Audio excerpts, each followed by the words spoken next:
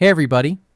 Today we're going to learn on how to stop Microsoft PowerPoint from automatically compressing inserted images and losing quality.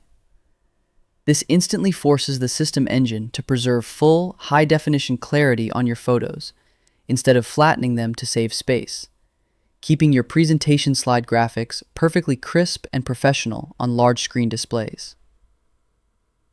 First, open Microsoft PowerPoint.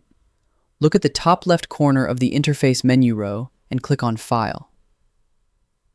Look at the absolute bottom of the left-hand navigation sidebar panel and click directly on Options. A detailed configuration window will pop up on your screen.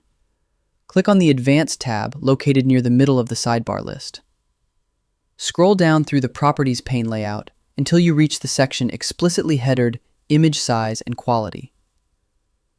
Locate the specific setting checkbox explicitly labeled Do Not Compress Images in File. Click the tracking box to place a checkmark inside it to freeze the automatic background quality downsizing engine.